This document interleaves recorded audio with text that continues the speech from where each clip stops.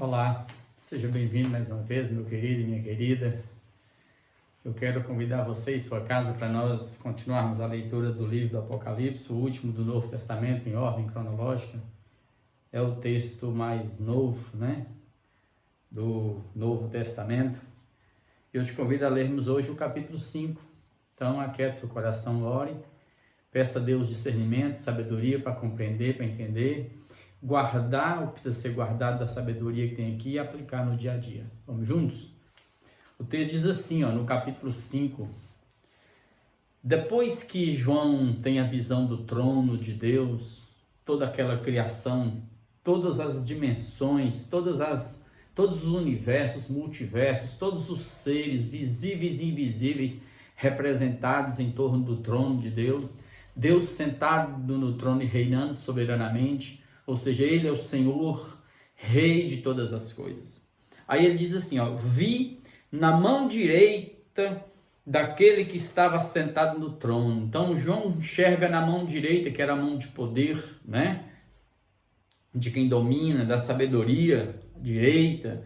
Ele vê na mão daquele que está sentado no trono, na mão de Deus, um livro, ou seja, um pergaminho, um rolo, escrito por dentro e por fora, de todo selado com 7 selos. Esse pergaminho é mais ou menos esse aqui, Quer ver?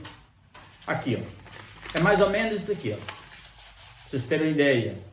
Uma madeirazinha aqui de um lado, de outra, tá certo?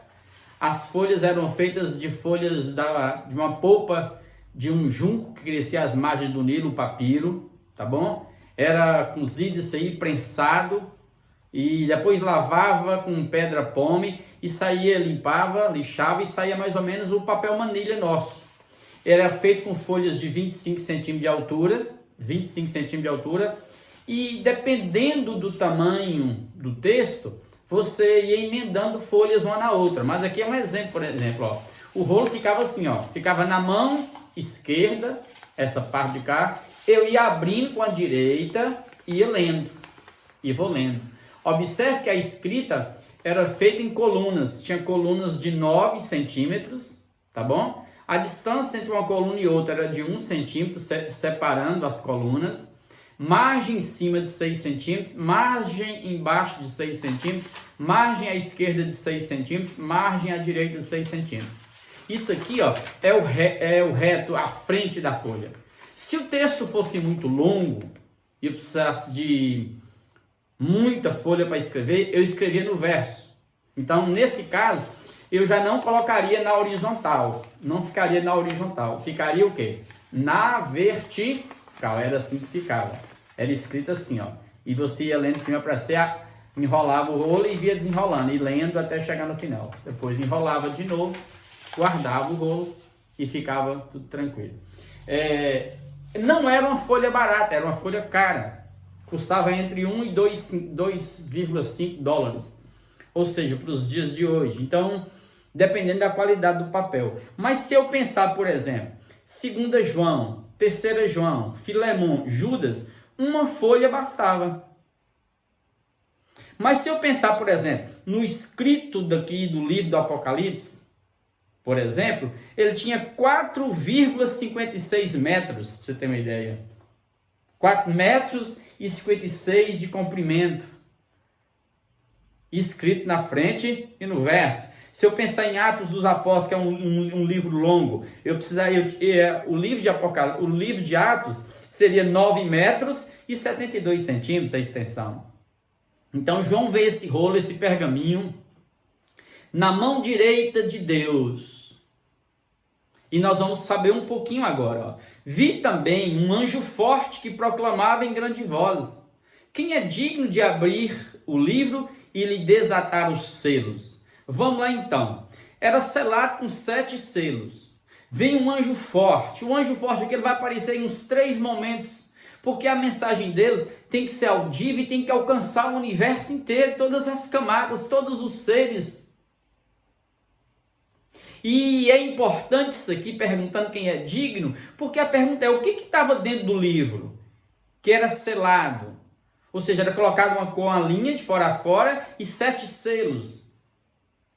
Os testamentos do tempo de Roma eram assim.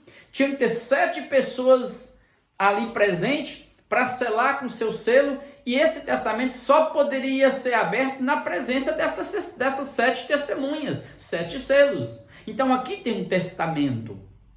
Aqui tem o conteúdo deste livro. É importante porque é o conteúdo da história humana, você vai ver.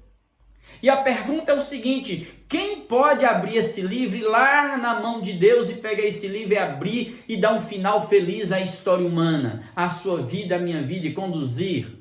Quem tem autoridade para isso? É o que o anjo está perguntando. Aí vem o verso 3, ora, nem no céu, nem sobre a terra, nem debaixo da terra, ninguém podia abrir o livro, nem mesmo olhar para ele. E eu chorava muito porque ninguém foi achado digno de abrir o livro, nem mesmo de olhar para ele. Aí vem a grande angústia de João. Era um clamor, um choro amargo. Era um choro audível, porque João, diante da pergunta do anjo forte, ninguém se apresentou digno de ir lá. E como que uma criatura, um ser criado, pode ir na presença da mais perfeita luz e tomar aquele livro? Não tem ninguém mesmo, não, mãe. Criado, não. Existível, não. Aí o choro de João é assim: agora como é que faz para dar um final feliz para nós, para nossa história? Aí João chora muito. É a gente olhar para trás e falar assim: quem pode contornar isso? Onde que eu posso encontrar esperança para o meu fim? Para o fim da terra, da história humana sobre ela? Aí sim o verso 5.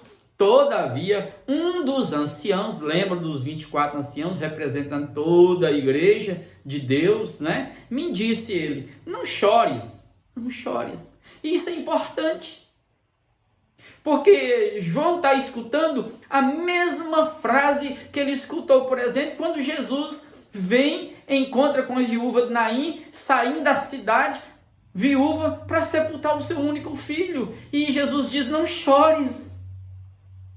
Consola aquela mulher, traz de volta o filho. É a mesma palavra que ele escuta Jesus dizer à família de Jairo, quando aquela criança, talvez uns 12 anos, foi morta, 12 anos de idade, morta.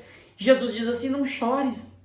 Ou seja, era um choro tão doído que a voz... Relaxa, João. João traz isso à memória. Não chore, João. É o que o ancião traz para João. Não chore, João, não chore. E isso pacifica João. E eu digo a mesma coisa para mim, digo para você nesse instante, de perda, de luto, de choro amargo, de angústia. Não chore. O choro dura uma noite, a alegria vem pelo amanhã. A história de Deus na sua vida não para, ela continua. Deus tem propósito. Calma. Perceba, discirna, compreenda. Eu sei que não conseguimos explicar com a mente, entender com a mente, explicar com palavras, mas dá para você ter essa certeza que João está tendo aqui, de que Jesus está no controle. Porque vai dizer assim, verso 5 ainda: eis que o leão da tribo de Judá. Ele é o leão da tribo de Judá, Jesus. Se Judá era chamado de leãozinho, é óbvio que Jesus é chamado de leão. E observe que quando Pedro escreve na carta dele, ele diz assim, eis que o diabo anda como um leão que ruge a nosso derredor tentando destruir-nos. Como um leão. Mas não é. Ele tenta imitar Jesus. O diabo tenta destruir a gente. Mas quando ele olha para nós e vê em nós a marca do leão de Judá, o rei do universo, todo-poderoso, o Senhor de todas as coisas, o diabo mia, porque não é um leão, é só um gatinho medroso. É Jesus que é o valente, é o leão, é o que domina sobre tudo e sobre todos. Creia nisso. Descanse na segurança do leão de Judá que guarda a sua vida e te protege com o sangue dele. A raiz de Davi, diz o texto, é do tronco, diz 17, é do rebento dali, é da linhagem do rei Davi. Ele é de fato o Messias esperado. Ele é o único, não tem outro. Ele é o Messias e nós temos que entender isso. Os judeus presentes têm que entender que aquele Jesus que eles crucificaram no passado é o Messias que eles esperam. Ele venceu para abrir o livro e quebrar os seus 7 selos. Então Jesus é o único que pode dar um final feliz para a sua vida, construir sua história e preparar um caminho para você na presença de Deus no céu. Creia nisso e descanse, confie nisso. Verso 6, então vi no meio do trono e dos 4 seres viventes, tá vendo? Toda a criação representada, e entre os anciãos de pé ali, entre a igreja, um cordeiro como tendo sido morto, um cordeiro maiúsculo. Aí João traz à memória dele toda a história do sangue derramado, desde o Éden, quando Deus mata um animal, arranca a pele para cobrir o pecado, para justificar Adão. Ali um sangue de inocente foi derramado para perdoar o pecado nosso. Ele está trazendo à memória o mesmo cordeiro que quando Abraão tentou sacrificar Isaque e já estava para derramar o cutelo, o machado sobre ele, o anjo fala, não faça isso. Eu sei que você tem fé. E quando ele olha para trás, ele vê um cordeiro. Ele está lembrando aqui do cordeiro da Páscoa. Mais de um ano, perfeito, guardado, puro, sem mácula. Morto e o seu sangue passado nos umbrais das casas é que nos protege do anjo da morte. Ele está lembrando de todos os sacrifícios feitos no templo, daqueles cordeiros, aquele sangue, e ele está trazendo à memória a mesma fala dele no Evangelho, quando Jesus vem para ser batizado, ele diz, eis o Cordeiro de Deus que tira o pecado do mundo, aleluia. Não tem como vencer o pecado sem Jesus. Só quem pode perdoar seus pecados é Jesus. É o Cordeiro de Deus imolado por você na cruz do Calvário, venceu por você, olha para ele, peça perdão. Qualquer que tenha sido o seu pecado, a culpa que você carrega, toma posse do sangue do Cordeiro que foi derramado na cruz. Mas esse Cordeiro é apenas aqui tipificando o Cordeiro eterno, Deus que pelo sangue de Jesus criou todas as coisas. Criou tudo e deu vida a tudo. A redenção é antes da criação. Creia nisso. Verso 6 ainda. Esse cordeiro tinha 7 chifres, poder completo, bem como os 7 olhos, que são os 7 Espíritos de Deus enviados por toda a terra. É a plenitude, a completeza, a perfeição do Espírito de Deus nele. Aí você vê mais uma vez o Pai, o Filho e o Espírito Santo. Deus. E diz o verso 7, veio, pois, tomou o livro da mão daquele que estava sentado no trono. Aí sim, Jesus vai lá e pega. E diz o texto, ó, toma o livro e fala assim, eu vou fazer isso. Eu vou desenrolar a história humana. E quando tomou o livro, os 4 seres viventes e os 24 anciãos prostraram-se diante do Cordeiro, ou seja, prostraram, adoraram. Somente a Deus adorará. Se eles adoram o Cordeiro, é porque o Cordeiro é Deus. Tendo cada um deles uma harpa e taças de ouro cheias de incenso, que são as orações dos santos. Vocês vão perceber que essas taças de incenso, João está trazendo à memória todo o clamor, todas as orações feitas desde o Velho Testamento, desde o tempo. A Bíblia fala claramente que as nossas orações são como um incenso agradável às narinas de Deus. Aqui você percebe que a igreja, os anciãos estão com essas harpas, com esses incensários queimando. São as nossas orações que sobem diariamente, clamando a Deus por justiça na terra, para nos proteger e nos guardar. É a oração que a gente tem chamado as pessoas para orarem. Depender menos do horizontal, dos homens, dos recursos dessa vida e depender mais de Deus. E entoavam um novo cântico, verso 9, entoavam um novo cântico, novo aqui é novo, não é no sentido de novo, criou um celular novo, um iPhone novo, um Samsung novo, uma televisão nova, não, de material passado, reaproveitado, não, o novo aqui é novo em qualidade, é novo no sentido de que não se tinha visto antes, é um novo cântico, dizendo, digno és de tomar o livro e de abrir os selos, porque foste morto, e com teu sangue compraste para Deus os que procedem de toda tribo, língua, povo e nação, e para o nosso Deus os constituístes reino e sacerdotes, e reinarão sobre a terra. Deus, aqui você vê todo mundo. O sangue compra gente, não é só da nação judaica, não é só ali, não é só aqui não. É gente vindo de todos os cantos, todas as tribos, povos, línguas, todos chegando diante de Deus e adorando, entregando suas culturas, suas adorações a Deus, sua honra a Deus, entregando tudo a Deus. Vi, versos 11, vi e ouvi uma voz de muitos anjos ao redor do trono. Não são 1, 2, 3 não, quer ver? Dos seres viventes, toda a criação, e dos anciãos da igreja, cujo número era de milhões e milhares de milhares. Não tem essa ideiazinha que se salvos são só 144 mil, não.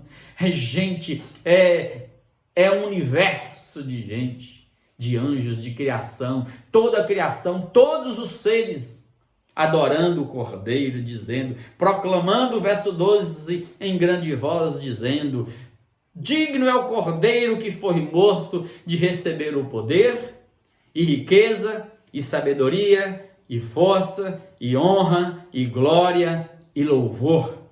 Então ouvi que cada criatura que há no céu e sobre a terra, debaixo da terra e sobre o mar, e tudo que neles há, tudo estava dizendo. É o cântico no universo inteiro, amados. Aquele que está sentado no trono, Deus, e ao Cordeiro, cheio do Espírito Santo, seja o louvor e a honra e a glória e o domínio pelos séculos dos séculos. E os 4 seres viventes respondiam, amém. Os querubins, os anjos ali, também os anciãos prostraram-se e adoraram. Aleluia. Adoremos o Cordeiro. Adoremos aquele que está sentado no trono. Adoremos o Espírito de Deus que todos os dias é enviado e renova a face da terra e nos guarda. Adoremos esse Deus que te ama. Que te ama. Não te amou e vai te amar não, Ele te ama. É um presente contínuo. Te chamou, te levantou, te consolou, te perdoou. Recolhe suas lágrimas. Escuta o seu clamor, sua oração. Recebe com alegria o seu cântico de louvor a Ele. Escuta as suas orações. E é esse Deus que nós vamos orar agora, cheios de gratidão, porque Ele é bom, porque Ele reina soberano. E adoremos este, que é o único digno de abrir o livro, quebrar os selos e dar um final feliz às nossas vidas. Porque os planos de Deus são perfeitos, nenhum deles pode ser frustrado. O que Deus tem para você, Deus tem para você. Então não se sucumba ante a tirania deste mundo, às deprês deste mundo, aos pânicos deste mundo. Não se sucumba ante os pratos, as mesas bonitas, mas cheias de morte, que o diabo põe na sua mesa, na sua frente. Não se sucumba a isso. Levante-se agora. Escute essa voz de Deus te chamando agora. Escute o Espírito falando no seu coração, te perdoando e te restaurando. E venha viver para Deus. E venha viver para Deus. Porque o socorro vem dos céus mesmo, não é da terra. Vamos orar? Coloque suas causas diante de Deus. Pai, obrigado por esse texto, por essa leitura gostosa. Obrigado pelo Cordeiro único. Oh Deus, que desenrola, que, Pai, abre a história humana e dá um final feliz. Não com determinismo doentio, fatalístico, porque o Senhor não tem passado. Tudo acontece em Ti nesse instante. E obrigado pela oportunidade na história que o Senhor nos dá, oh Deus, de voltarmos ao primeiro amor, de voltarmos à origem, de colocarmos nossas almas na presença do Criador, daquele que está sentado no trono e reina sobre todas as coisas. Obrigado ao Cordeiro Santo de Deus, pelo Teu sangue derramado na cruz, que nos lava, que nos cobre, que nos protege de todo olhar de morte de Satanás, dos demônios deste mundo. Obrigado porque quando o inferno olha para nós e vê sobre nós o Teu sangue, eles tremem, porque estamos protegidos, somos do Senhor, comprados pelo Teu sangue. Obrigado pelo Teu Espírito que nos habita e nos guia na verdade. Obrigado pela cura. Obrigado pela adoração, pelas orações que chegam ao teu trono de glória. E obrigado porque nesse instante não tem dor, não tem doente, não tem doença, que o Senhor não esteja agora curando, abençoando vidas. Então, escuta o clamor desse irmão, dessa irmã, o meu clamor, as nossas casas, venha sobre nós. Acenda colunas de fogo ao redor das nossas casas e livra-nos de todo espírito de enfermidade desse dia. Levanta-nos com determinação, com resiliência, com resignação, com perseverança, para que ninguém se desanime e morra na praia. Nós queremos ter uma ação completa e herdar, Pai, a coroa da vida, que de antemão já está preparada para nós, porque o Senhor já nos fez assentar nas regiões celestiais em Cristo Jesus. Então, obrigado por esse instante. Agora, Pai, unja cada um. Derrama o teu óleo precioso sobre a cabeça de cada um, escorrendo em todo o corpo, limpando-nos de toda enfermidade, de todo mal, e enchendo-nos da alegria do teu Espírito, porque a alegria do Senhor é a nossa força. Abençoe, e é no teu nome, Jesus, na autoridade que o Senhor nos deu, é que nós ordenamos a ti, Satanás. Pega seus demônios, suas obras malignas, seus olhares de morte, pega suas maquinações, pega suas bruxarias, pega tudo agora e saia das nossas vidas, saia das nossas casas, das nossas famílias, saia em nome de Jesus. Pega suas vozes de morte, seus espíritos de suicídio, de morte, saia das nossas vidas, saia das nossas casas, saia dos nossos, e sopra, Pai, pelas ruas das nossas cidades, e limpa-nos, e traz um povo exclusivamente seu, para orar e buscar a tua presença. É assim que nós agradecemos pelo milagre de hoje e por esse texto lido, em nome de Jesus. Amém, amém e amém.